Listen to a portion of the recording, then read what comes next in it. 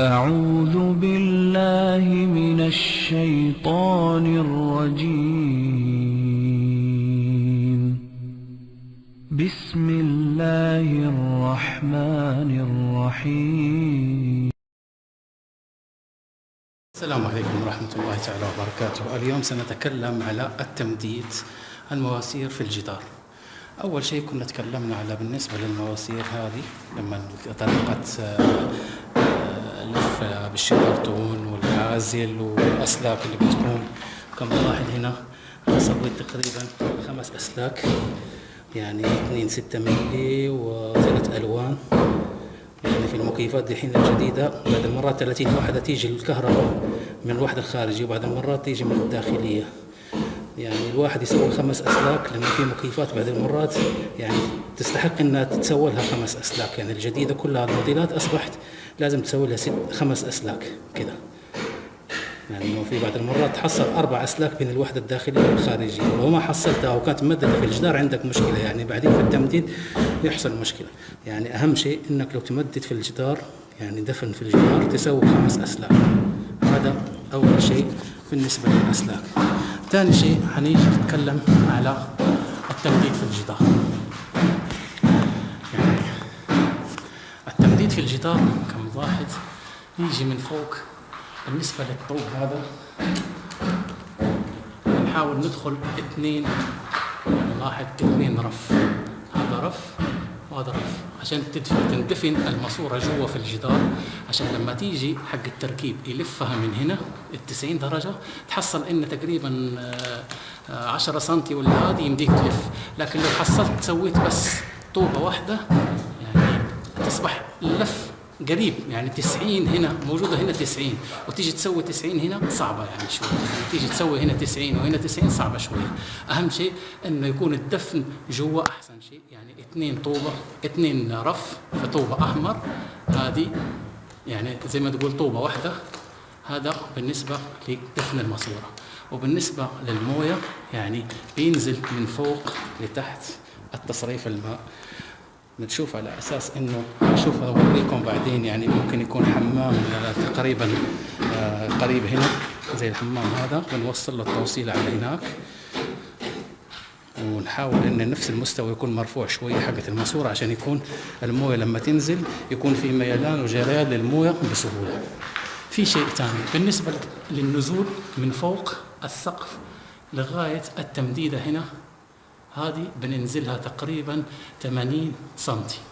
هقول لكم ليش 80 سنتي، حنشوفها في المواسير الممددة دالحين، وحنوريكم الطريقة ليش بنسوي 80 سنتي.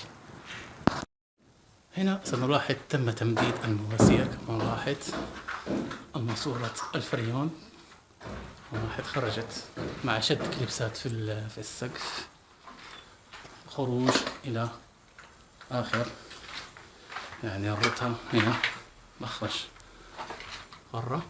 لاحظ الماسورة هنا. في ناس بعد المرات يتكلم يقول لك التمديد هذا مو لازم، لازم بس نسوي فتحة، انه بس حتى نسوي ماسورة في الجدار، ولما يجي التكييف بعدين نمدد الماسورة في السقف زي هذا البلاستيك زي كده. هذا مسوين حقنا الكهرباء، يعني يسوي زي كده ويمدد. اقول له غلط. ليش؟ لانه دحين انت لما تمدد الماسورة هذه وفيها عندك لفة 90 درجة هنا وعندك 90 درجة وعندك المخرج هناك في الاخير، طيب كيف انت حتمد الماسورة هنا؟ مين اللي حيلفها لك وهذه الماسورة في الجدار؟ لما تدقر معاك في الجدار هناك فوق 90 درجة، الكوع 90 درجة زي هذا، نسوي تقريبا 3 بوصة. طيب لما يدقر معاك هناك كيف حتلفه هنا؟ يعني ما يقدر تلف معاك، هتكسر الجدار تاني عشان تطلع ماسورة. ولا في ناس بعد المرة تقول لك والله نجيبها من هنا تروح على طول وبعدين نيجي حتى هنا ونلفها. طيب انت الحين لما بتطلعها من هنا صح، انت حتجيبها مع الجدار هنا حتجيك سهلة وتطلعها من هنا صح. طيب انت الحين لما تبغى تركب المكيف الصاجة حقته بتركب هنا صح. طيب الماسورة بتيجي ورا. طيب لو جاء حق التركيب هيعرف لك الماسورة انها ورا؟ طيب حيسوي لك مسامير من هنا، يخرم لك بعدين الماسورة من جوا، هتصبح انت اللي مشكلة عندك. يعني هذه هي مشاكل كلها. ولا في ثاني حلقة قال لك لا والله احنا ممكن ايش نسوي خرم فوق من فوق الصبة على اساس نطلع المكيفات في السطح. طيب أنت عندك هنا ما عندك ولا مدخل ولا أي شيء، هنا جدار غرفة داخلية، ما عندك كيف تسوي لا مكيف عادي ولا تطلع الماسورة أيام ولا تجيب المكيف جديد وتركبه. طيب أنت تسوي خرم في السقف، طيب أنا لما أسوي خرم في السقف عندي غرفة فوق، كيف حطلع الماسورة من هناك؟ أخرمها من جوا الماسورة، أخرم من جوا الغرفة عشان أطلع الماسورة. هذه كلها أغلاط. يعني أنت لو تبغى تمدد في الجدار أحسن شيء الغرف اللي عندك داخلية بتسوي لها الحركة هذه. يعني هذه بس مشاكل ناس بتسوي. بالنسبة نتكلم عن الماسورة هذه ليش نسوي 80؟ نسوي 80 عندنا 40 سم تبع الجبس، يا إما 40 سم تبع الجبس أو 35 سم على حساب الجبس اللي حيتسوي البورت. بيجيك تعتين تحت، هتيجي تقريبا هتفضل 40 تجيب هتفضل 5 سم 5 سم حتفضل فرق بين البورد حقت الجبس وبين المكيف عشان التهوية من فوق، وحيفضل 35 سم من هنا لتركيب المكيف.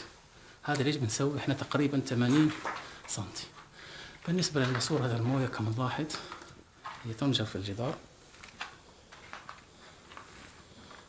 هذا رفع مستوى الماء كما نلاحظ عشان يجي في مخرج الماء متوازي. بعض المرات يكون مرفوع، لازم يكون نفس المستوى عشان تدخل الماء وما يسوي رجوع.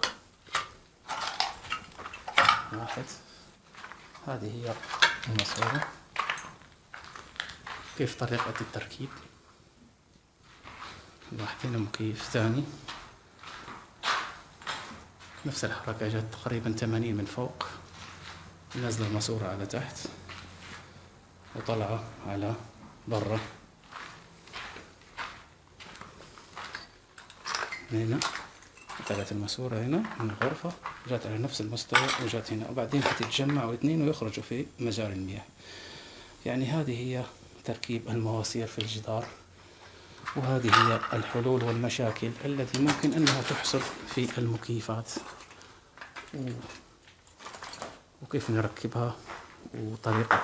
وفي فيديو كما شرحت أول طريقة تلبيس المواسير للعازل والأسلاك. هذا كل شيء. أرجو أن ينال الفيديو إعجابكم، لا تنسوا الاشتراك ليصلكم جديد. والسلام عليكم ورحمة الله تعالى وبركاته. لا تنسى الإعجاب والاشتراك في القناة. جميع الحقوق محفوظة لدى قناة